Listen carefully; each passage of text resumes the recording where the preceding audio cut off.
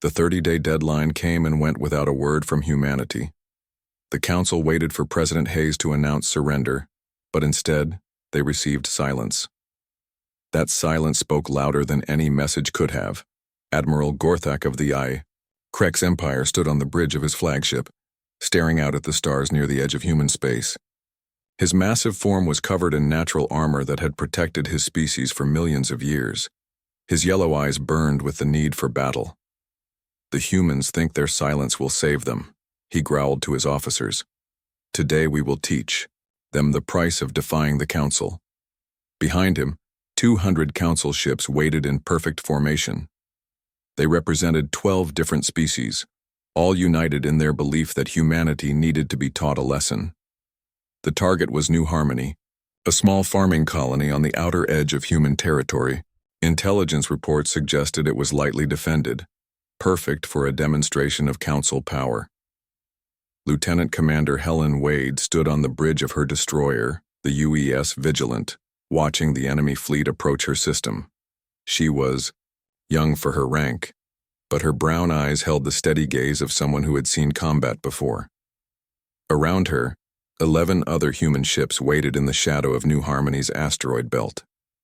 12 ships against 200. Her tactical officer, Lieutenant Ray Lopez, said quietly.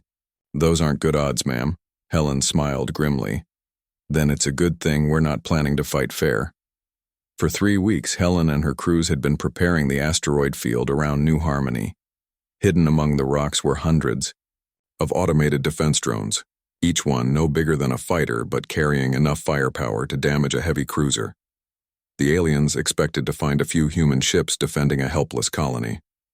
Instead, they were about to fly into the most carefully prepared trap in military history. The Council fleet entered the New Harmony system with confidence. Admiral Gorthak had fought dozens of battles against species that thought they could resist the Council. All of them had learned the same lesson in the end. "Spread the fleet in attack formation," he commanded. "I want those human ships destroyed quickly. Then we will land troops on the planet below." The Krek's battle cruisers moved forward with the deadly grace of predators. Behind them came the sleek ships of the Vorthak, their crystal hulls reflecting the light of New Harmony's sun. Energy beings in living ships drifted through space like glowing clouds, ready to unleash devastating attacks. Helen watched them come on her tactical display. "Wait for it," she whispered to her gunners. "Let them get nice and close." The first Council ships entered the asteroid field without caution. Why should they worry about rocks in space when they had shields and armor to protect them? But as they moved deeper into the belt, the rocks around them began to move. "Now!" Helen shouted.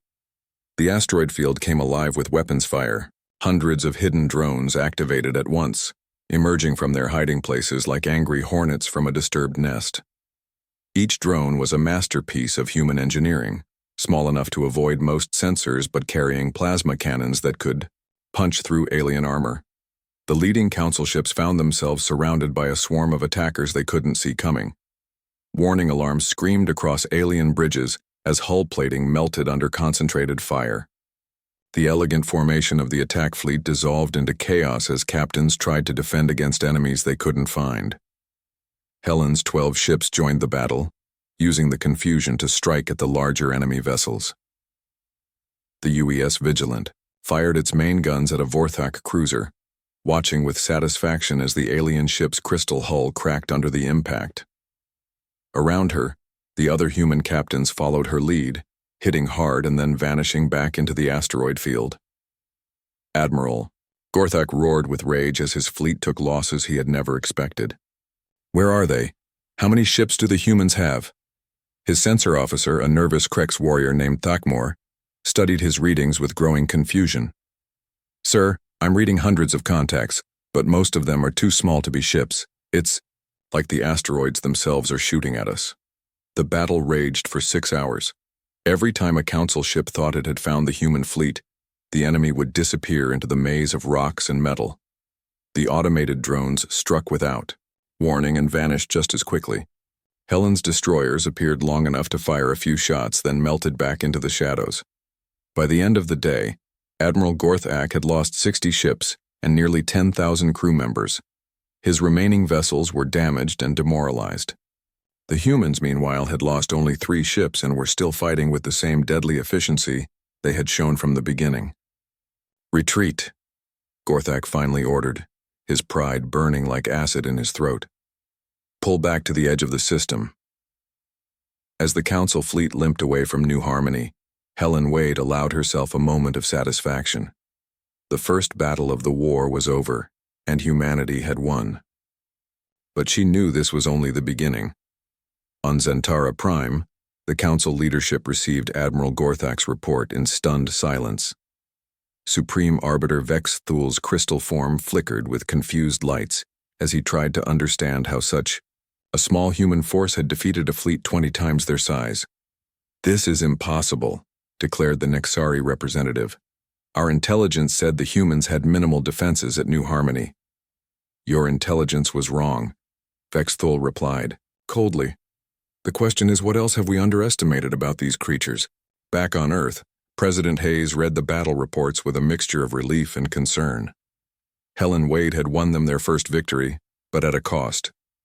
The Council now knew that humanity would fight, and they would respond with everything they had. General Lisa Carter entered the President's office with urgent news. "Sir, our deep space monitors are picking up massive fleet movements throughout Council territory. They're mobilizing everything they have." Hayes nodded. He had expected this. The Council couldn't allow the defeat at New Harmony to go unanswered. If other species saw that the mighty Council could be beaten, their entire system of control would collapse. "How long before they reach our core systems?" Hayes asked. 2 weeks, maybe 3. They're bringing the entire Council battle fleet this time. Over 5,000 ships. Admiral Kate Sullivan, who had been reviewing tactical reports, looked up from her work. "Sir, we can't fight that many ships in open battle. Our only chance is to strike first, hit them where they don't expect it." Hayes turned to look out his window at the lights of Washington, D.C. In 2 weeks, those lights might be gone forever if the Council reached Earth. But humanity had one advantage the aliens didn't know about. They were willing to take the war to their enemies' homes.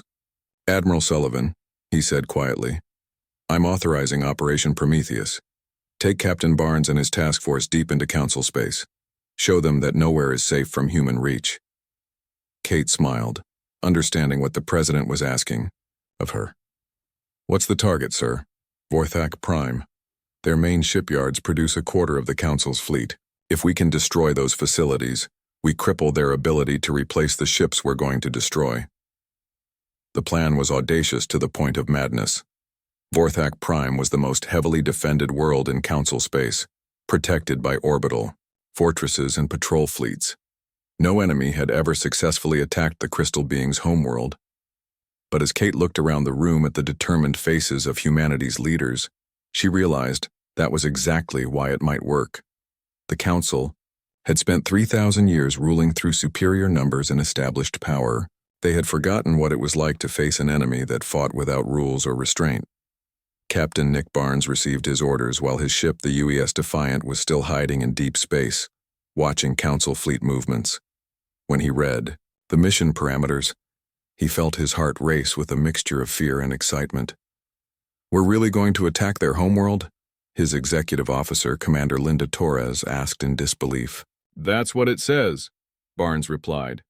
12 ships against the most defended system in the galaxy. Either we're all crazy, or we're about to make history.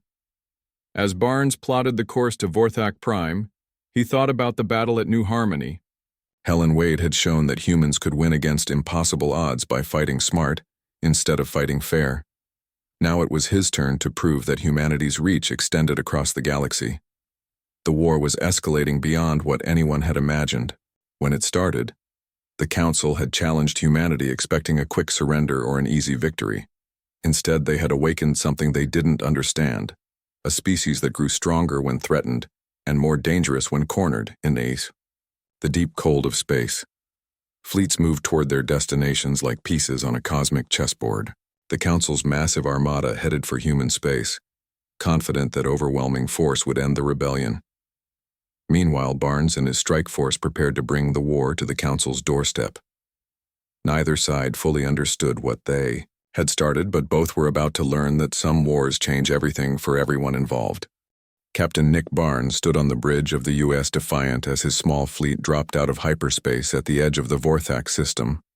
Before them lay the most heavily defended world in Council space, home to the crystal beings who had helped rule the galaxy for 3,000 years. Sensors show over 200 defense platforms orbiting the planet, his tactical officer, Lieutenant Sandra King, reported quietly. Multiple patrol fleets, and what looks like 3 battle stations the size of small moons. Barnes studied the tactical display with calm eyes. Any sane military commander would turn around and leave immediately. 12 human ships against the entire defensive network of an alien homeworld was not a battle. It was suicide. But Barnes was not planning to fight a conventional battle.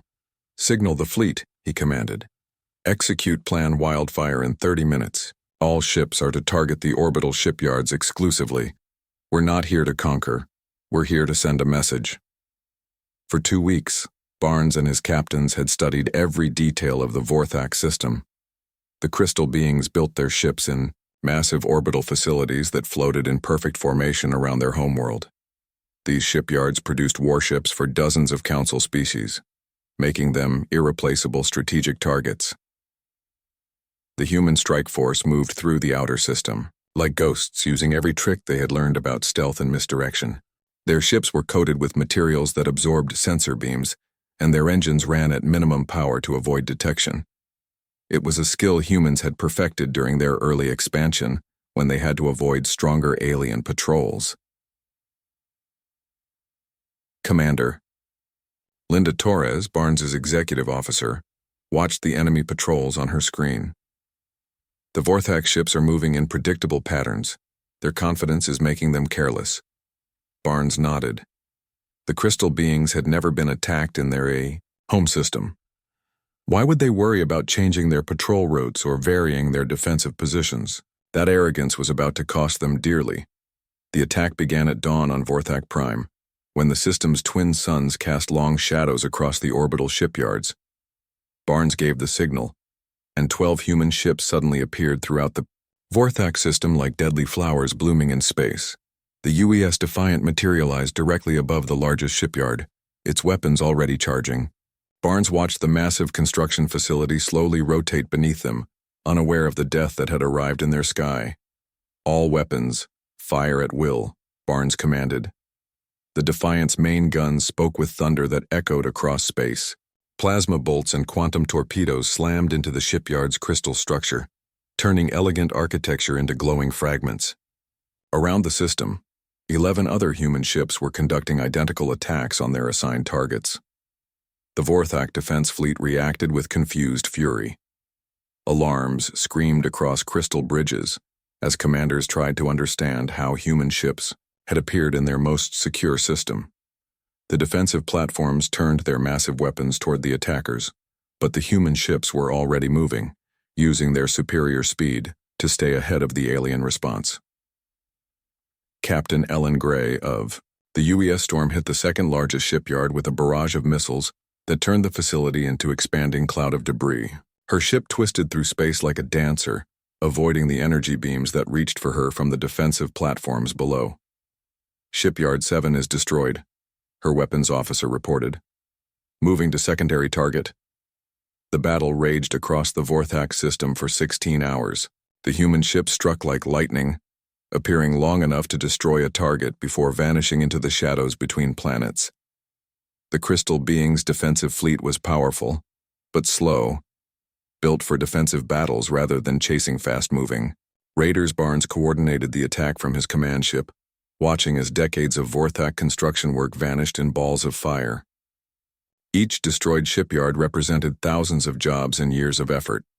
More importantly, each one eliminated was a facility that could not produce Council warships. But the real masterstroke came when Barnes opened communication channels to the civilian population of Vorthak Prime. His message was broadcast on every frequency the crystal beings used for communication. People of Vorthak Prime, this is Captain Nick Barnes of the Human Colonial Defense Force. We have no quarrel with civilians or non-combatants. Any ship carrying only civilians will be allowed to leave this system safely. We are here to destroy military targets, not to harm innocent beings. The message sent shockwaves through both the Vorthak population and the Council leadership watching from Zentara Prime. No attacking force in galactic history had ever offered such protection to enemy civilians. The crystal beings had expected the humans to behave like barbarians, but instead they were showing a level of moral restraint that put the Council to shame. Thousands of civilian ships began fleeing the system, and true to his word, Barnes let them go unmolested. The sight of human warships actually protecting refugee vessels was broadcast across the galaxy, changing how other species viewed the conflict. When the attack finally ended, Barnes had accomplished something many thought impossible. The orbital shipyards of Vorthak Prime lay in ruins, their construction capacity destroyed for years to come. The human strike force had lost only one ship while dealing a crippling blow to the Council's war production. As Barnes prepared to withdraw his fleet, he received an urgent message from Earth. The Council's massive battle fleet was approaching human space ahead of schedule. Over 5,000 ships were bearing down on humanity's core worlds, led by the largest warship ever built. All ships prepare for hyperspace jump, Barnes commanded. We're needed at home. But while Barnes was proving that humans could strike, anywhere in the galaxy an even larger drama was unfolding in the Sol system. Admiral Kate Sullivan stood on the bridge of the newly completed UES Harbinger, watching as the greatest fleet in galactic history approached Earth's outer defenses. The UES Harbinger was everything Dr. Amy Chen had promised and more. The massive dreadnought bristled with weapons that pushed the boundaries of known science, protected by armor that could withstand the focused fire of an entire enemy fleet. It was humanity's answer to the Council's numerical superiority. Enemy fleet dropping out of hyperspace, reported Commander Paul Davis from the tactical station. I'm counting 4,700 ships with more arriving every minute. Sullivan studied the tactical display with the calm expression of someone who had been preparing for this moment her entire career. The Council fleet was massive, beyond belief, representing the combined military might of dozens of alien species. At its head flew the Krek Super Dreadnought Annihilator, a ship so large it could be seen with the naked eye from Earth's surface. Signal all defensive platforms, Sullivan ordered. Execute Operation Fortress Wall. Around the Sol system, the hidden defenses that Colonel Sam Porter had spent years building came online. Orbital platforms emerged from asteroid belts and the shadows of planets, each one carrying enough firepower to match an alien battlecruiser. Minefields activated throughout the outer system, creating deadly barriers that would channel the enemy fleet into killing zones. The Battle of Sol began. When the first Council ships encountered the outer defensive ring near Neptune's orbit, what should have been a routine advance through empty space turned into a nightmare of explosions and debris as the human minefields took their toll. Supreme Commander Zarthul of the combined Council fleet watched in growing alarm as his vanguard ships were torn apart by weapons they couldn't see. The crystalline being had commanded fleets for 2 centuries, but he had never encountered defenses like these. How many ships do the humans have? He demanded of his intelligence officers. We're detecting thousands of individual weapon signatures, came the confused reply. But many of them appear to be automated systems rather than crude vessels. The truth was both simpler and more complex than the aliens could understand. Humanity had turned their entire solar system into a fortress, using every moon, asteroid, and space station as a potential weapon platform. What the Council faced was not just the human fleet, but the concentrated military-industrial might of an entire species. Admiral Sullivan watched the enemy advance with grim satisfaction. Each Council ship that entered the Sol system had to fight its way through layers of defenses that had been designed by the most creative military minds humanity could produce. Automated drone swarms harassed the alien formation, forcing them to waste ammunition on targets that cost almost nothing to replace. The Harbinger will engage when the enemy reaches Mars orbit, Sullivan announced to her crew. Until then, let the defenses do their work. The battle raged for 3 days as the Council fleet slowly fought its way through the outer system. By the time they reached the inner planets, they had lost over 1,000 ships to the automated defenses. The survivors were battered and demoralized, facing an enemy that seemed to have weapons hidden everywhere. When the Harbinger finally entered the battle, it did so with devastating effect. The massive human dreadnought emerged from behind Mars like an avenging angel, its main guns already charging for maximum impact. Sullivan had waited for the perfect moment, when the enemy fleet was concentrated and vulnerable. "All batteries, fire," she commanded. 3 weeks passed like a storm moving across the galaxy. Every human world buzzed with activity as President Hayes's orders spread through space. The 30-day deadline given by the Council was approaching fast, and humanity was not planning to surrender. On the fortress world of New Geneva, Colonel Sam Porter stood in the command center of Project Ironwall. The room was filled with screens showing star maps and weapon systems that most alien species had never seen. Porter was a tough man with gray hair and scars from old battles. He had spent 15 years building this defense network in secret. "Activate, Platform 7, Porter commanded. On the main screen, a massive structure unfolded in space like a metal flower blooming. The platform was the size of a small city, covered with weapons that could destroy entire fleets. "How many more are ready?" His assistant, Lieutenant Mary Clark, checked her tablet. 43 platforms are online, sir. Each one has enough firepower to match a Council battlecruiser." Porter smiled grimly. The Council thought they knew about human defenses. Their spies had reported the usual things: missile batteries, plasma cannons, shield generators. But they had no idea about the quantum torpedo launchers or the experimental weapons that pushed the limits of known science. Far away on Earth's moon, Dr. Amy Chen worked without rest in the secret shipyards hidden beneath the lunar surface. The massive construction base stretched for miles underground, filled with the sound of welding torches and heavy machinery. In the center of it all sat humanity's greatest achievement, the UES Harbinger. The ship was unlike anything the galaxy had ever seen. Where alien vessels were sleek and elegant, the Harbinger looked like a flying fortress. Its hull was thick with armor plating, and weapon ports covered every surface. The ship was built for one purpose: to survive anything the enemy could throw at it while hitting back 10 times harder. "Dr. Chen," called her chief engineer, Bob Martinez. "The main guns are ready for testing." Amy looked up from her workstation. She was a small woman with sharp eyes and hands stained with engine grease. "Not yet. If we test them now, every spy satellite in the system will detect the energy signature. We need to keep this secret until the shooting starts." She walked to the observation deck and looked down at the massive ship. The Harbinger was more than just a weapon. It was a symbol of what humanity could build when they put their minds to it.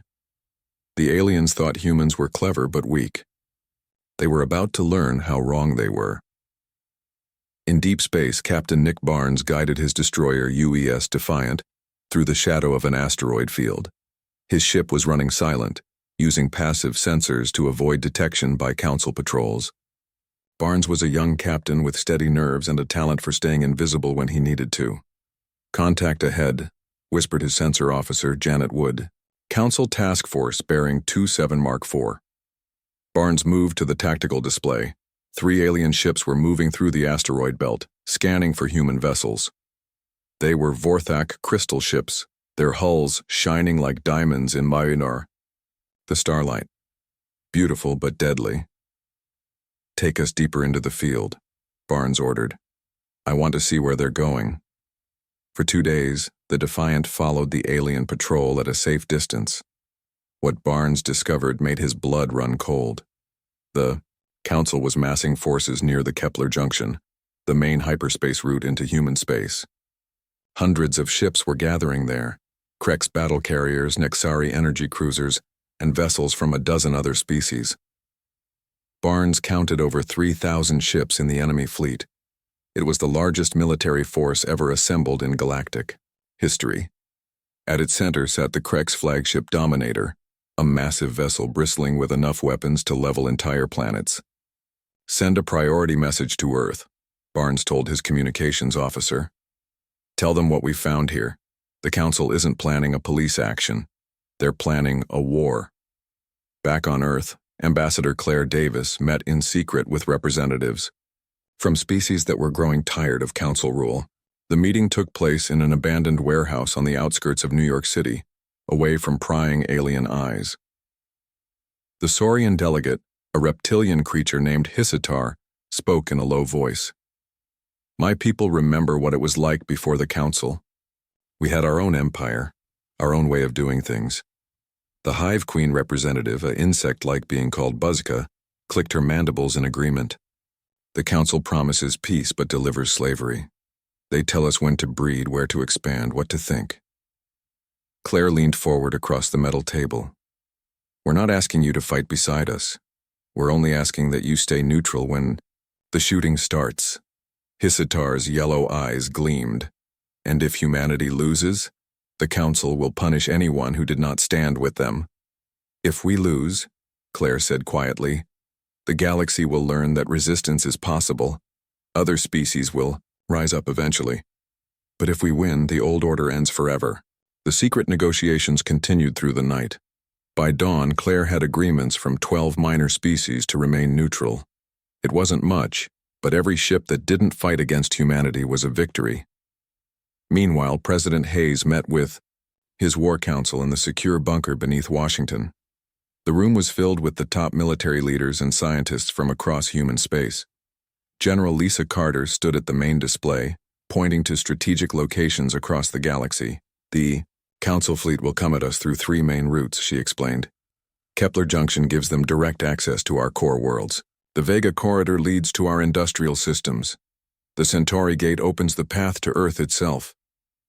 Admiral Kate Sullivan, who had returned from her confrontation with the Council, studied the tactical projections. They'll expect us to defend, at the borders, a traditional strategy of falling back slowly while making them pay for every system. President Hayes looked tired but determined. What do you recommend instead? Kate smiled, but there was no humor in it. We don't fight the war they expect. We fight the war we're good at. Hit and run. Strike where they're weak. Make them afraid to leave their home systems undefended. Dr. Chen joined the conversation through a secure video link from the lunar shipyards. The Harbinger will be ready in 1 week, but sir, it's just one ship against thousands. One ship that can change everything, Hayes replied. How soon can we begin production on more? 6 months for the next one, assuming we have the resources and the time. Hayes nodded. Time was the one thing they didn't have enough of. In 7 days, the council deadline would expire. 7 days to prepare for a war that would determine whether humanity remained free or became slaves to alien masters. Jake Morrison, who had been quiet during most of the meeting, finally spoke up. Sir, are we absolutely certain this is the right choice? Once we start shooting, there's no going back. The room fell silent. Everyone understood what he meant. If humanity chose to fight and lost, the consequences would be terrible. The council might decide that humans were too dangerous to be allowed to exist at all. President Hayes walked to the window of the bunker. Through the thick glass, he could see the city above. Millions of people lived their lives up there, trusting their leaders to keep them safe. The weight of that trust pressed down on his shoulders like a mountain. Mr. Morrison, he said finally, 20 years ago we begged the council for permission to join their ranks. We accepted their rules, their restrictions, their judgment of our worth. We thought if we proved ourselves worthy, they would treat us as equals. He turned back to face the room. Instead, they've decided we're a threat to be contained. Not because we've done anything wrong, but because we refuse to stay in the cage they built for us. General Carter nodded firmly. The die is cast, sir. We've come too far to back down now. Hayes looked around the room at the faces of the people who would lead humanity through the coming storm. Soldiers and scientists, diplomats and engineers, all of them ready to risk everything for the chance to remain free. Then let's show the galaxy what happens when you corner the human race, he said. Send the message to all our colonies. Tell them the deadline approaches, and we will not be bowing to anyone. As the meeting ended and the leaders dispersed to their duties, a single thought echoed through human space. The council had given them 30 days to surrender. Instead, humanity had spent those 30 days preparing for war. In a few days, the galaxy would learn the difference between the two choices. Admiral Kate Sullivan walked through the massive halls of the Galactic Council building on Zentara Prime. The walls stretched high above her head, built to make visitors feel small and unimportant. Alien guards from different species watched her with cold eyes as she passed. Some had scales, others had fur, and a few looked like living crystals that sparkled in the artificial light. Kate had been to this place many times before, but today felt different. Today, the air seemed heavy with danger. Her boots clicked on the smooth floor as she made her way to the main chamber where the council waited for her. The chamber was enormous, with seats arranged in a circle around a single chair in the center. That chair was meant for her. 47 different alien species sat in those seats, each one representing their homeworlds and colonies. They had ruled the galaxy for 3,000 years, deciding who could expand where and what technologies could be shared. Humanity was the newest member of this council. They had been given 12 systems in the outer edge of the galaxy, far from the important trade routes and rich worlds. The council said this was fair for such a young species, but Kate knew better. They were afraid of humans and wanted to keep them weak. Supreme Arbiter Vexthul of the Vorthak stood up from his crystal throne. His body looked like living diamond, but his voice was cold as ice. Admiral Sullivan of the human species, you stand before this council to answer for your people's actions. Kate remained standing straight and proud. She wore her dark blue uniform with its gold stripes, representing Earth's colonial defense force. I am here to represent humanity, as is my duty. The Krex representative, a large creature covered in armor like scales, slammed his massive fist on his seat. Duty. Your species speaks of duty while breaking every law we have established. His voice was deep and threatening like distant thunder. A floating Nixari, looking like a glowing cloud of energy, drifted forward. When it spoke, its voice seemed to come from everywhere at once. The humans have expanded beyond their assigned territories. They have built military ships in numbers that exceed approved limits. They refuse to share certain technologies as required by council law. Kate felt her heart beating faster, but she kept her face calm. She had expected this. For months, human colonies had been pushing into empty space, looking for new worlds to call home. The council said these areas were restricted, but Kate knew the real reason. The other species wanted to keep the best worlds for themselves. Honorable council members, Kate began, humanity has only settled on worlds that were empty and unused. We have harmed no one and taken nothing that belonged to others. The Vorthak leader's crystal body flashed with angry light. The law does not require harm to be broken. The law requires obedience. He paused and looked around at the other council members. This council has made its decision. Kate's blood turned cold. She had hoped for negotiations, for a chance to explain humanity's position.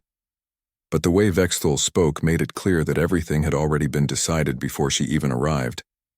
Humanity will surrender half of its current colonies to council administration, the crystal being continued.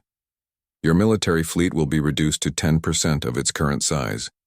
All human technological research will be supervised by council observers. You have 30 standard days to comply with these orders. The chamber fell silent. Kate could hear her own breathing and the soft humming of alien life support systems. She looked around at the faces and forms of creatures from across the galaxy, searching for even one friendly expression. She found none. And if we refuse? Kate asked, though she already knew the answer. A new voice spoke from the shadows. Admiral Gorthak of the Krex Empire stepped into the light. His species were known as the Council's military arm, the ones who enforced their will across the galaxy. Then corrective action will be taken. A combined council fleet will ensure compliance. Kate felt a chill run down her spine. A combined council fleet meant thousands of ships from dozens of species.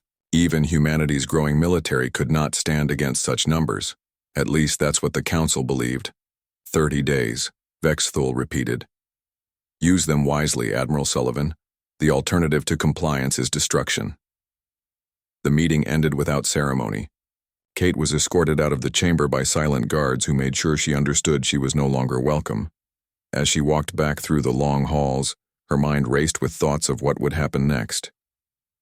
On her ship, the UES Liberty, Kate immediately sent an encrypted message to Earth. President Ryan Hayes needed to know what had happened here. The Joint Chiefs needed to prepare for war. Because that's what this was, whether the Council admitted it or not. Hours later, she sat in her captain's chair as the Liberty jumped into hyperspace, heading home. The stars stretched into lines of light around them as they traveled faster than light itself. Kate stared out at those stars and wondered how many of them would still shine when this was over. Back on Earth, President Hayes read Kate's report in his office in the White House. General Lisa Carter stood by the window, her face hard with anger. "They want to cripple us," she said. "This isn't about following laws, this is about fear." Director Jake Morrison paced across the room. "Maybe we can negotiate, give them something they want in exchange for better terms." Kate's report had included more than just the Council's demands. She had learned from her contacts in alien space that this ultimatum had been planned for months. The Council had been watching humanity's growth with growing worry. They saw how quickly humans learned, how fast they built, how fiercely they fought when threatened. "They're not interested in negotiation," President Hayes said quietly. "They want submission or destruction." He stood up and walked to the window, looking out at the city below. Millions of people going about their daily lives, unaware that their entire future hung in the balance. General Carter joined him at the window. "Sir, our fleet is stronger than they know. Our technology is more advanced than their intelligence suggests. We've been preparing for something like this." The president turned to look at both of his advisors. Jake Morrison wanted peace, even if it meant accepting the Council's terms. General Carter wanted to fight, to show the galaxy that humanity would not be pushed around. Both options had terrible risks. "If we submit," Hayes said slowly, "we become slaves in all but name. Our children will grow up in a galaxy where humans are second-class citizens, forever kept weak and dependent." "If we fight," Morrison replied, "millions could die. Maybe billions." Hayes nodded. He understood the weight of the decision he had to make, but as he thought about Kate Sullivan standing alone in that council chamber, facing down the combined power of 47 alien species, he realized something important. Humanity had not come this far by backing down from fights. "General Carter," he said finally, "activate all defense protocols. Contact our colonies and tell them to prepare for siege. Send a message to Admiral Sullivan. Tell her to come home. Immediately." He paused and looked out at the stars that were just beginning to appear in the evening sky. "If they want to treat us like a threat, then perhaps it's time we became one." The war ended not with a single great battle, but with the slow collapse of an empire that had ruled the galaxy for 3,000 years.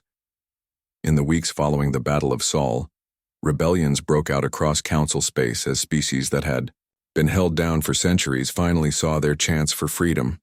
President Ryan Hayes stood in the ruins of his office in Washington, looking out through a window that had been cracked by orbital bombardment.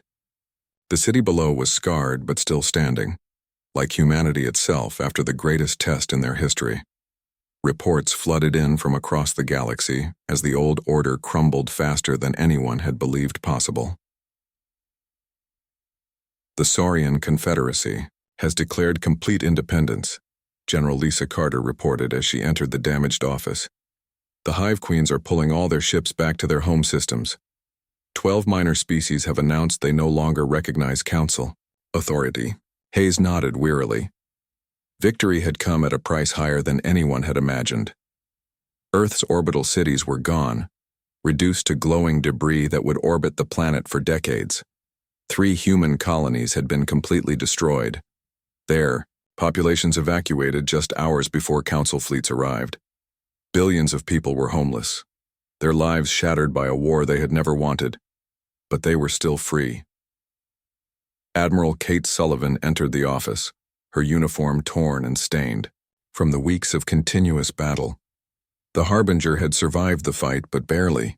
The great dreadnought now sat in Earth orbit, surrounded by repair ships working to patch holes that went completely through its massive hull. "Ma'am," she said, saluting the president. "Captain Barnes has returned from Vorthak Prime. His mission was successful, but I think you need to hear his report personally." Hayes gestured for them both to sit down. The elegant furniture of the presidential office had been replaced with simple chairs salvaged from other buildings. The war had changed everything, even the smallest details of daily life. "Captain Nick." Barnes appeared on the communication screen, broadcasting from his ship as it traveled through hyperspace. His face was drawn with exhaustion, but his eyes held the satisfaction of a job well done. "Mr. President," he began, "Vorthak Prime's shipbuilding capacity has been eliminated for at least 5 years. But sir, there's something else. The crystal beings are requesting a meeting. They want to discuss terms." Hayes raised an eyebrow. The Vorthak had been among the strongest supporters of the war against humanity. For them to be asking for negotiations meant the political situation in council space was changing rapidly.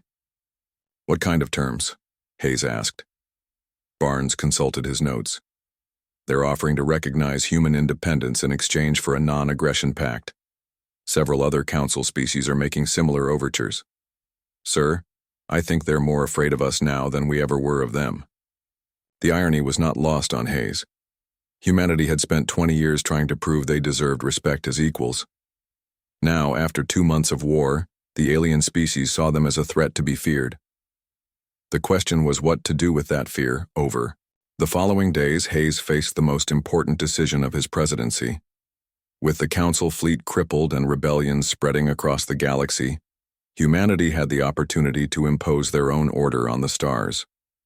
General Carter and several other military leaders argued for pressing their advantage, establishing a human empire to replace the fallen council.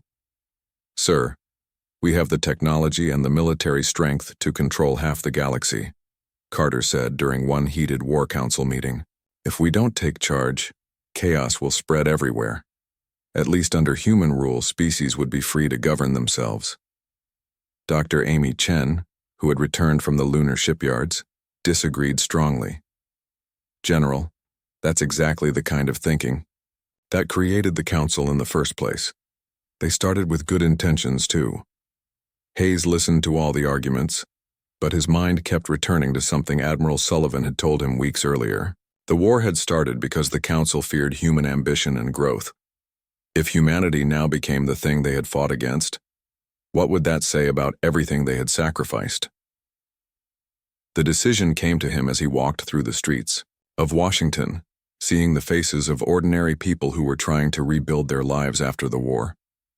Children played in the rubble of destroyed buildings, their laughter echoing off broken walls. These people had not fought for the right to rule others. They had fought for the right to remain free. The announcement came 3 months after the Battle of Sol, broadcast simultaneously to every inhabited world in the galaxy. President Hayes stood behind a simple podium in the rebuilt Rose Garden, with the flags of Earth and the human colonies flying behind him. "To the people of the galaxy," he began, "humanity did not fight this war to conquer or to rule. We fought for the simple right to exist as free beings in a universe that belongs to all of us." He paused, looking directly into the camera that would carry his words to billions of alien worlds. "Today, I announce that humanity is withdrawing from all attempts to influence galactic politics beyond our own borders. We will defend our territory with everything we have, but we will not seek to impose our will on others." The reaction across the galaxy was immediate and profound. Species that had been preparing for human conquest found themselves facing something they had not expected: restraint. The most powerful military force in the galaxy was choosing not to use that power for expansion. But Hayes was not finished. "However, we will not stand by while others are oppressed. Any species seeking freedom from tyranny will find friends among humanity. Any world that wishes to trade with us as equals will be welcomed, and any force that threatens the peace will discover that humans have long memories and longer reach." The speech marked the beginning of what historians would later call the Galactic Renaissance. Without the Council's iron control, dozens of species began exploring new forms of government and cooperation. Trade routes opened between worlds that had been forbidden to interact for centuries. Captain Nick Barnes found himself leading not battle fleets, but humanitarian missions to worlds devastated by the collapse of the old order. His ships carried medical supplies and food to refugee populations, showing a different side of human nature than the galaxy had seen during the war. "It's strange," he told Commander Linda Torres as they watched human volunteers helping to rebuild a Saurian colony. "We spent so much effort proving we could fight, but I think this is what really makes us different." Dr. Chen returned to her research, but now her work focused on sharing human medical and technological advances with any species that asked. The quantum technology that had trapped the Council fleet was adapted to improve faster-than-light communication across the galaxy.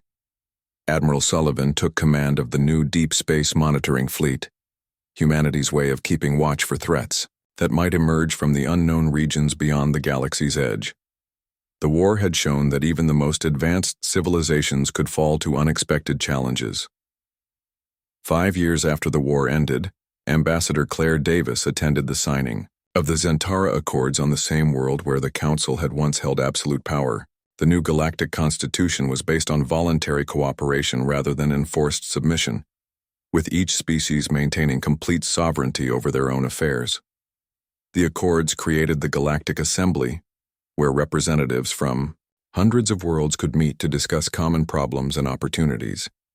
Unlike the old Council, the Assembly had no power to give orders or demand compliance. It existed only to facilitate communication and cooperation between free peoples. Hayes attended the signing ceremony as an observer, watching as species that had been enemies for millennia worked together to create something better than what had come before. The Vorthak delegate, a young crystal being named Shimtar, approached him during a break in the negotiations. "President Hayes," the alien said, his crystalline voice ringing like distant bells. "My people have a question that has troubled us since the war ended." Hayes smiled politely. "I'm happy to answer if I can." "Why did you stop?" Shimtar asked. "Your species had the power to rule the entire galaxy. You could have taken revenge for the suffering we caused you. Why did you choose restraint instead?" Hayes thought for a moment, looking out at the gardens of Zentara Prime where delegates from across the galaxy were meeting as equals. "Because ruling others was never the point. We just wanted to be free to make our own choices and our own mistakes." The crystal being seemed to consider this. "And now?"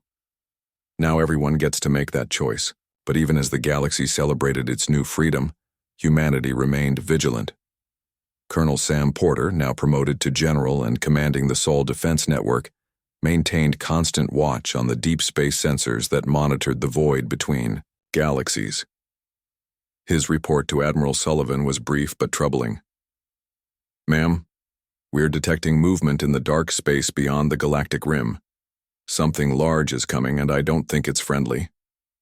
Sullivan studied the sensor data with growing concern.